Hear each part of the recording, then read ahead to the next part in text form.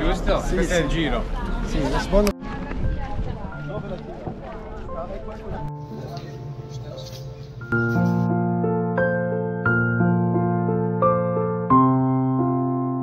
Good morning. চললো ভোলা কাঁধে নিয়ে ঝোলা। আজকে ডে 2 আমাদের ইজিপ্ট ট্রিপের। এখন আমরা বসে আছি কায়রো এয়ারপোর্টে। ওখান থেকে আমাদের ফ্লাইট আছে আর 1 ঘন্টার মধ্যে। কটা জানো? হ্যাঁ 1 ঘন্টা তো কোনো উড়ে। আমরা যাচ্ছি লাক্সার আজকে। তো লাক্সারে Valley of the Kings, Valley of the Queens, আরও কিছু স্পটস আছে। প্লাস কালকে আছে আসওয়ান যাওয়া, ওখানেও হাই ড্যাম আছে, প্লাস আবু সিম্পল টেম্পল আছে, অনেক কিছু দেখার আছে, সেগুলো পরশু দিন। তো আজকে আমরা যাচ্ছি লাক্সারে। লাক্সার থেকে লাক্সারের সাইট সিইং হবে, তারপরে আমরা হোটেলে যাব। তো পুরো দিনটা কেমনভাবে কাটাচ্ছি তোমরা দেখতে থাকো।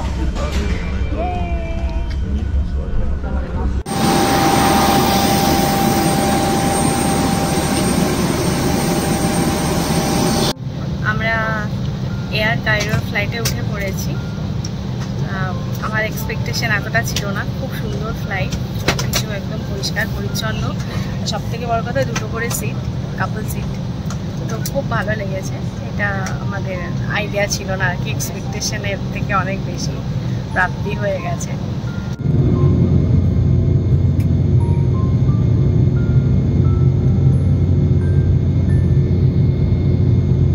ইজিপ্ট ট্রিপের দ্বিতীয় দিন মানে 5th of November আমরা কায়রো থেকে উড়ে যাচ্ছি লাক্সারে। লাক্সারে অনেক কিছু দেখার আছে, ব্লগটা বিশাল বড় হয়ে যাবে, সেই জন্য আমি 2টো পার্টে ব্লগটাকে ভাগ করে তোমাদেরকে দেখাবো।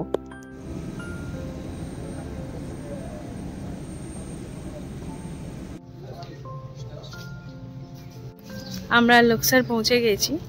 ফ্লাইটটা জাস্ট 1 আওয়ার নিল, তাই কোনো খেতে দেয়নি, একটা জাস্ট ড্রিঙ্ক দিয়েছে।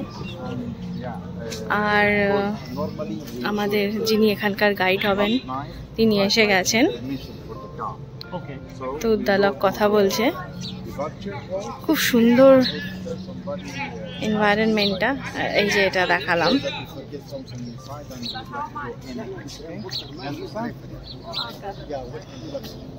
ইজিপ্টের দক্ষিণে নীল নদের পূর্ব তীরে অবস্থিত ছিমছাম একটি শহর হলো লাক্সার বা লুক্সার। ঐতিহাসিক দিক থেকে অত্যন্ত প্রসিদ্ধ এই শহর। বিশ্ববিখ্যাত Karnak temple, Luxor temple, Valley of the Kings and Valley of the Queens সমস্তই রয়েছে এই লাক্সারে। 2টি ভ্লগে তোমাদের সাথে আমি শেয়ার করব লাক্সার ঘোরার সমগ্র অভিজ্ঞতা। আমার সাথে থেকো। এই মুহূর্তে আমরা ইতিহাস প্রসিদ্ধ লাক্সার টেম্পলের পাশ দিয়েই আমাদের হোটেলের অভিমুখে রওনা দিচ্ছি। আমরা হোটেলে এখানে চলে এসেছি। এই হোটেলটার নাম হচ্ছে লোটাস হোটেল। আর এটার ইউএসপি হলো এই যে সামনে নদীটা দেখছো, এইটা হচ্ছে আমাদের বিখ্যাত নীল নদ। তো আমি এখন দাঁড়িয়ে আছি নীল নদের সামনে। রিভার নাইল বা নীল নদ সম্পর্কে নতুন আর কি বলবো। মিশর বা ইজিপ্টকে বলা হয় নীল নদের দান। ছোটবেলায় ইতিহাসে তো পড়েই এসেছি। 4টে এনশিয়েন্ট সিভিলাইজেশনের একটি এই ইজিপ্ট সিভিলাইজেশন গড়ে উঠেছিল নীল নদের তীরবর্তী অঞ্চলেই। তাই নীল নদের ঐতিহাসিক তাৎপর্য কিন্তু অপরিসীম। নীলনদকে চোখের সামনে দেখতে পাওয়ার অভিজ্ঞতাটা কিন্তু একটা গায়ে কাঁটা দেওয়ার মতন অভিজ্ঞতা, তোমাদেরকে আমি বলে বোঝাতে পারবো না।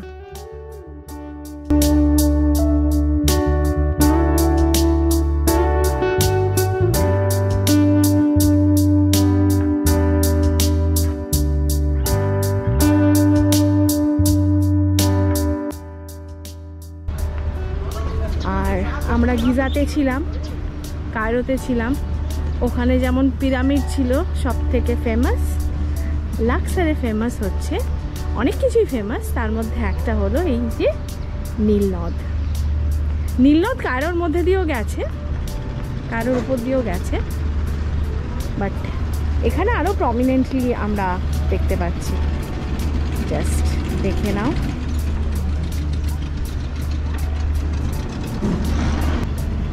আর এই হচ্ছে আমাদের হোটেলটা। এই আমরা ছিলাম এই হোটেলের থার্ড ফ্লোরের ব্যালকনি থেকে নীলনদের একটা অসাধারণ ভিউ আমরা পেয়েছিলাম। রাত্রে দিনের দুটো ভিউই কিন্তু আমি পরবর্তী ব্লগগুলোতে শেয়ার করব তোমাদের সাথে।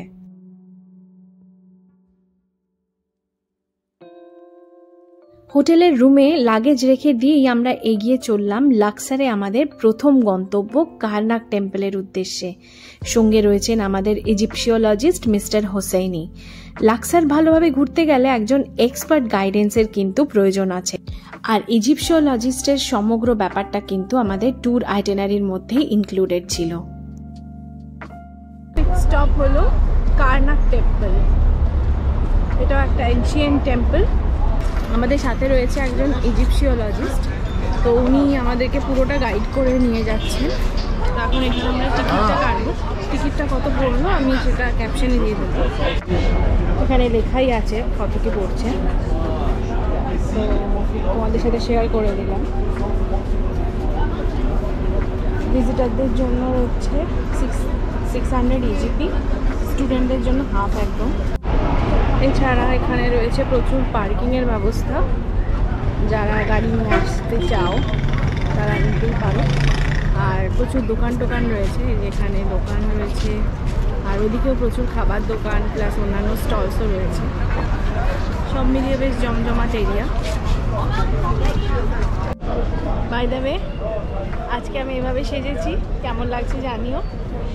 এখানে রোদ আছে, বাট হ্যাঁ গরম নেই, মানে খুব হালকা, মানে অতটা গরম লাগছে না, গরমের ভাব লাগছে না, আর একটু ঠান্ডা ঠান্ডাই আছে বলতে পারো।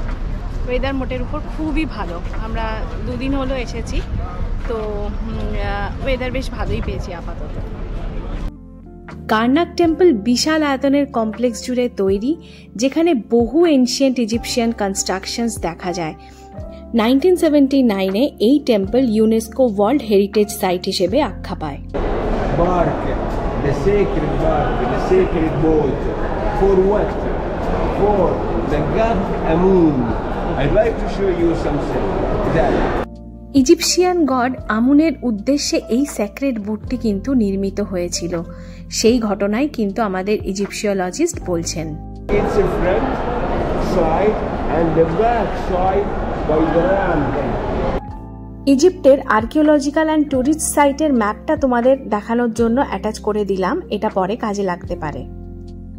তো এই আমরা কারনাক টেম্পলের একদম গেটে পৌঁছে গেছি, এবারে আমরা প্রবেশ করব।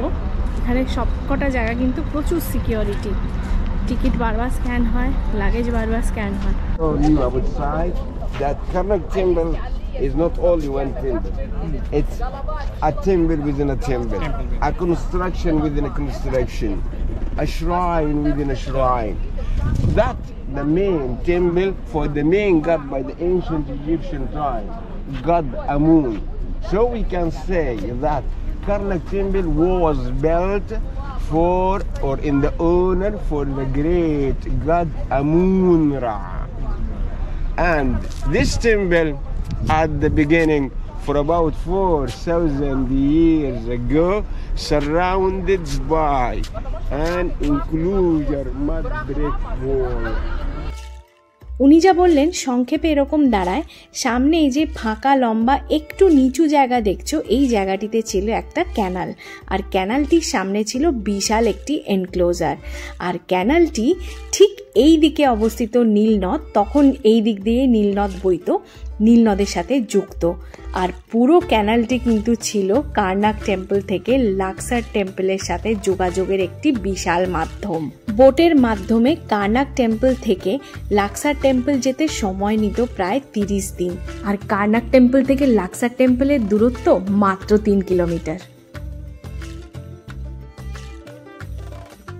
মিস্টার হোসেইনির কথা সূত্র ধরেই বলি, এই কারনাক টেম্পল তৈরি হয়েছিল প্রায় 4000 বছর আগে, আর ইজিপশিয়ান গড আমুন-রাকে ওয়ার্শিপ করবার জন্যই কিন্তু এই টেম্পলের সৃষ্টি।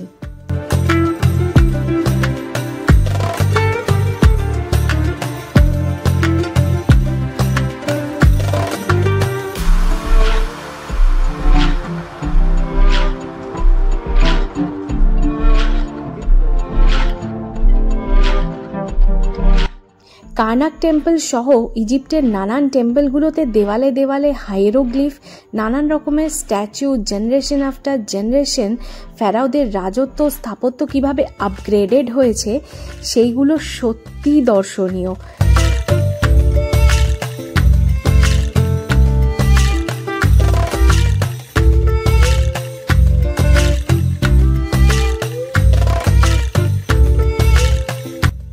মিশরীয় সভ্যতার এক অসম্ভব সুন্দর নিদর্শন বহন করে চলেছে এই কার্নাক টেম্পল।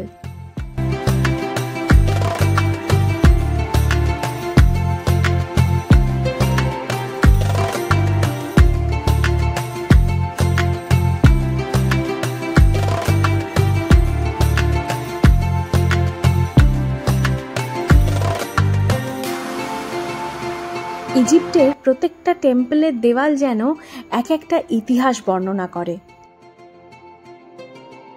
এই পয়েন্টেড পিলার্সগুলি ইজিপশিয়ান গড বা কিংদের সম্মানার্থে বানানো, এদের ওবেলিস্ক বলে।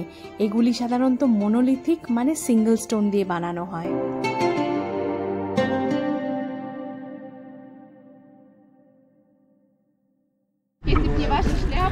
আমরা এখন কার্নাক টেম্পল থেকে বেরিয়ে যাচ্ছি। পুরোটা ঘোরা হয়ে গেছে, প্রায় 1.5 থেকে 2 ঘন্টা লাগলো পুরোটা ঘুরতে, এতটাই বড়। আর যিনি এক্সপার্ট গাইড দাদা আছেন উনি খুব ভালো বুঝিয়েছেন। তো ডেফিনেটলি এখানে ঘুরতে এলে কিন্তু একজন গাইড বা ইজিপশিওলজিস্টকে মানে নিয়ে নেওয়া ভালো, তাহলে আরও ভালো করে বুঝতে পারবে, আরও ভালো করে পুরোটা জানতে পারবে, ভালো লাগবে। আমার তো বেশ ভালো লেগেছে, আর সত্যি এটা একটা মাস্ট ভিজিট জায়গা। আর এটা হচ্ছে সবথেকে বড় টেম্পল যতগুলো ইজিপশিয়ান সিভিলাইজেশনের টেম্পল রয়েছে। তো খুব এনজয় করলাম।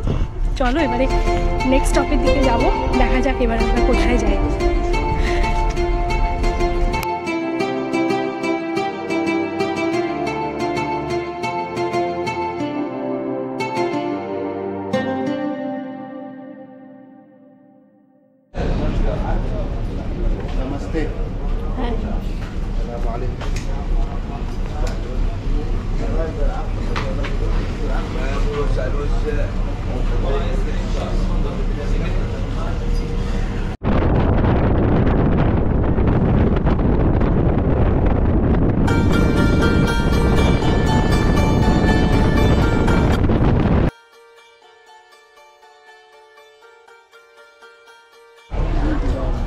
আমাদের সেকেন্ড পিট স্টপ হলো হাতশেপসুট টেম্পল দেখতে আসা।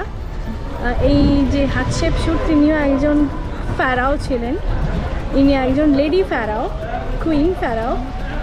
20 ইয়ার্স এনশিয়েন্ট ইজিপ্টে রাজত্ব চালিয়েছেন নিজের। She is the longest running pharaoh queen. তো ওনার টেম্পল দেখতে আমরা এখন যাচ্ছি। আর সাথেই রয়েছে valley of the Kings.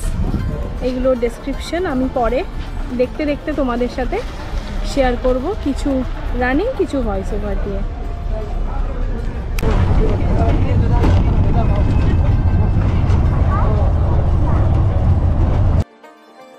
Queen হাতশেপসুট টেম্পলের archaeological স্ট্রাকচারটা দৃষ্টিনন্দন।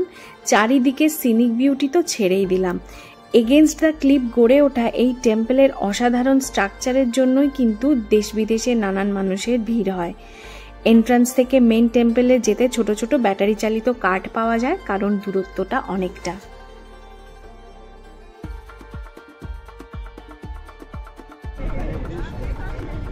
হাতশেপসুট টেম্পলে আমরা এসে গেছি। এটা একটা 3 স্টোরি বিল্ডিং, যার নিচে আন্ডারগ্রাউন্ডেও একটা স্টোরি আছে, সেটা দেখাবো। কুইন হাতশেপসুট সম্পর্কে তো বললাম, উনি খুব স্ট্রং হেডেড ওমেন ছিলেন এনশিয়েন্ট ইজিপ্টে। তো ওনার এখান থেকে উনি রাজত্বও চালাতেন বলা যায়।